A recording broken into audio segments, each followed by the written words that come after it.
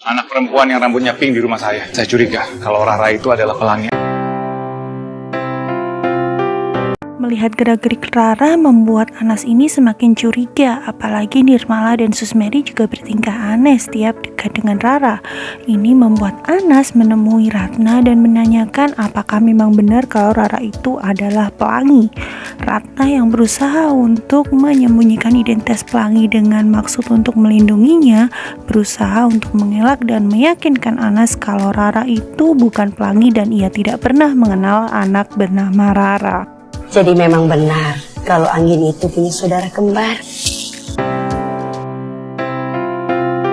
Diana jadi teringat kalau dulu Anggini pernah membawanya ke sebuah panti asuhan.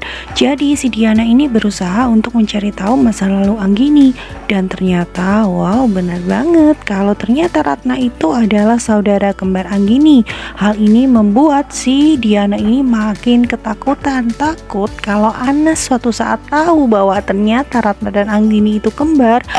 Usahanya selama ini untuk mendapatkan hati Anas akan sia-sia karena ia yakin kalau Anas akan lebih menitik beratkan perasaannya kepada Ratna. Kejar Rara, soalnya Rara lagi diculik. Seperti biasanya nih, si Arifin menyamar sebagai Alvin dan menemui Alia dan mengatakan kalau ia ingin ke rumahnya Alia untuk membuktikan kepada temannya kalau Alia itu memang orang yang sangat kaya. Awalnya sih Alia ragu karena ia takut Alvin tidak akan menerimanya karena ia sudah menikah dan memiliki seorang anak. Ya, tapi Alvin sih memang cuma ngincar uangnya aja sih, jadi nggak masalah buat dia. Dan sampainya di rumah ternyata keadaan lagi mati lampu.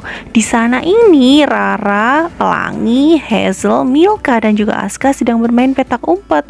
Dan naasnya si Rara ini bertemu dengan Arifin di rumah itu dan Arifin pun terlihat sangat senang dan langsung membekap si Rara atau Pelangi ini ke dalam mobil dan berusaha untuk melancarkan kembali niatnya semula untuk menjual Pelangi. Untungnya saja Nirmala pernah memberikan sebuah HP kepada Pelangi dengan alasan bahwa itu adalah HP bekasnya Susmeri agar Pelangi mau menerimanya. Jadi Pelangi bisa menghubungi Nirmala secara diam-diam dan men-share lokasi di mana dia berada sekarang. Sementara itu di rumah Nirmala semuanya sedang sibuk mencari Rara yang tiba-tiba hilang entah kemana. Dan Nirmala mendapat pesan dari Pelangi bahwa ia sudah dibawa kabur oleh ayahnya. Ini membuat Nirmala panik dan memberitahu Susmeri serta memberitahu teman-temannya yang lain.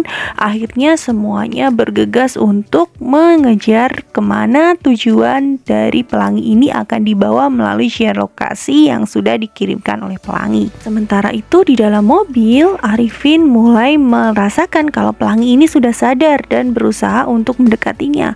Pelangi pun sangat ketakutan, takut kalau si Arifin ini tahu kalau ternyata si Pelangi ini membawa HP dan sudah menghubungi orang lain untuk mengejarnya.